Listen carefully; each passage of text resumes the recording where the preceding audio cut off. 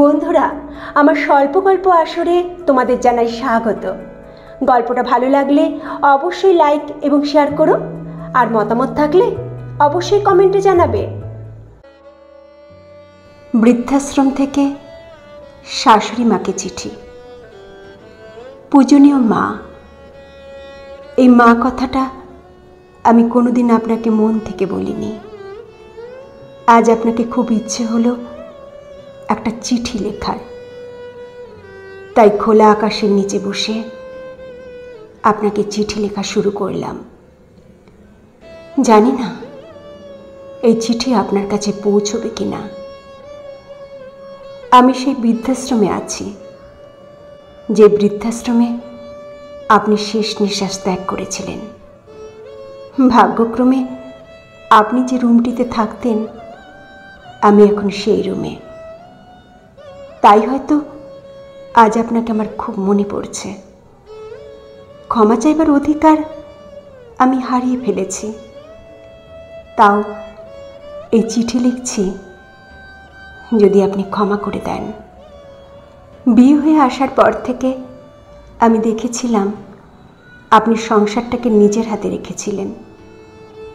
এটা আমার সহ্য হতো না, মনে হতো যেন আমি বন্দী হয়ে আছি। কিন্তু এটা বুঝতাম না মাথার উপর একজন অভিভাবক থাকা কতটা প্রয়োজন। আপনি যখন বলতেন, বৌমা যতটা খাবে ততটা নাও, নষ্ট করো না, এই কথাটা যেন আমার অসহ্য লাগতো। কিন্তু আমি এখন বুঝতে পারি আপনি কোনো খারাপ কথা বলেননি তো। আপনি তো আমাকে না খেয়ে থাকতে বলেননি, নষ্ট করতে মানা করেছিলেন। আপনার হাতে যখন আপনার ছেলে মাসিক বেতন তুলে দিত, তখন আমার খুব অসহ্য লাগতো। মনে মনে ভাবতাম কি করে আপনার কাছ থেকে মুক্তি পাওয়া যায়। আপনার কাছ থেকে মুক্তি পাওয়ার জন্য আপনার ছেলের কাছে আমি বায়না করি আমি তার সাথেই যাব তার কর্মস্থলে।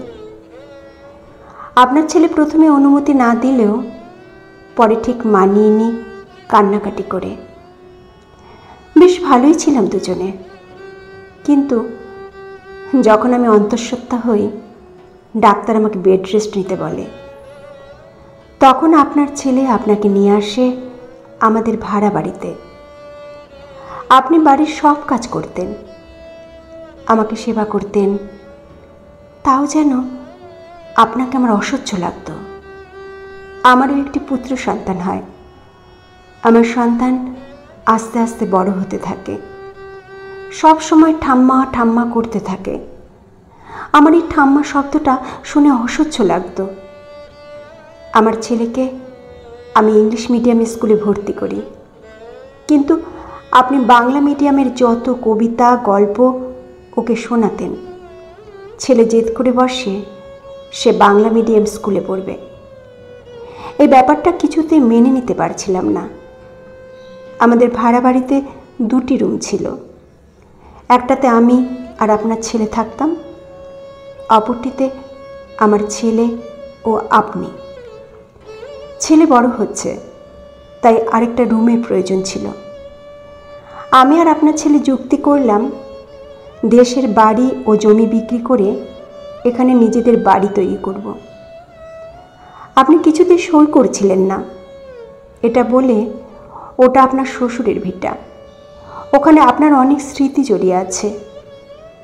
শেষ পর্যন্ত আপনি সই করলেন। আপনার সাথে আমার কোনো মতেই বনিবনা হতো না, তাই স্থির করি আপনাকে বৃদ্ধাশ্রমে পাঠানোর।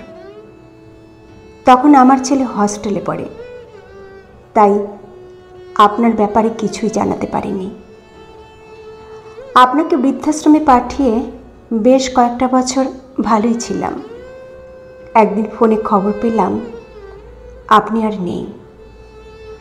আমি মনে মনে বললাম, যাক, বাঁচা গেছে। এরপর ছেলে বড় হলো, বিয়ে দিলাম। প্রথম ভেবেছিলাম আমি তো আর আপনার মতো গৃহভূত নই, তাই আমার সাথে আমার বৌমার বেশ মিলই হবে। কিন্তু তা হয়নি। আমার সাথে যেন ইতিহাসের পুনরাবৃত্তি হচ্ছিল। যে যে বিষয়ে আপনার সাথে আমার তর্ক হতো, ঠিক সেই বিষয়ে আমার সাথে আমার বৌমার হতো। হঠাৎ করে আপনার ছেলে স্ট্রোক হয়, আর সে আমাকে ছেড়ে চলে যায় চিরতরে। আপনার ছেলের বানানো বাড়ি তাদের পছন্দ হচ্ছিল না। আমার বৌমা থাকতে চায় ফ্ল্যাটে, তাই বাড়ি ভেঙে ফ্ল্যাট বানানোর পরিকল্পনা করে। আমাকে আমার ছেলে ও বৌমা বোঝায় যে ফ্ল্যাট বানালে তারা 2টো ফ্ল্যাট নেবে, বাদবাকি ভাড়া দেবে, তাতে অনেক টাকা আসবে। আপনার মতোই আমি কিছুতেই সই করতে চাইনি, কিন্তু আমার ছেলে কান্নাকাটি করে শেষ পর্যন্ত সই নিয়েছিল। বাড়ি ভেঙে তৈরি হলো বিশাল বড় ফ্ল্যাট। সেই ফ্ল্যাটে ছিল 2টো রুম আর একটা কিচেন। আমি আমার ছেলেকে বললাম, কি রে, আমার রুম কোথায়? ছেলে বলল, মা, তোমার রুমের কি দরকার? তুমি আমাদের মেয়ের সাথে মেয়ের রুমেই থাকবে। নাতনির সাথে নাতনির রুমেই থাকছিলাম। নাতনি যত বড় হতে থাকে আমার সাথে খারাপ ব্যবহার করে। আসলে ওর চাই একটা নিজের রুম। তাই আমার ছেলে ও বৌমা স্থির করে আমাকে বৃদ্ধাশ্রমে রাখার। আমি আজ বৃদ্ধাশ্রমে, যে বৃদ্ধাশ্রমে আপনি ছিলেন। ভাগ্যের কি পরিহাস! আমি কোনোদিনই ভাবিনি আমার সাথে এইরকম ঘটনা ঘটবে। রক্তের গরম, টাকার গরম আর যৌবনের গরমে আমরা সব কিছু ভুলে যাই। ভুলে যাই পৃথিবীতে কোনো কিছু স্থায়ী নয়। যদি এটা আমি আগে বুঝতাম, তাহলে হয়তো এই দিন আমাকে দেখতে হতো না। আমি আকাশের দিকে মিটমিট করে জ্বলে ওঠা তারাদের দিকে তাকিয়ে চিৎকার করে বলছি, মা, পারলে আমায় ক্ষমা করে দিন। ইতি, আপনার নির্লজ্জ বৌমা। গল্পটা ভালো লাগলে অবশ্যই লাইক এবং শেয়ার করো, আর মতামত থাকলে অবশ্যই কমেন্টে জানাবে।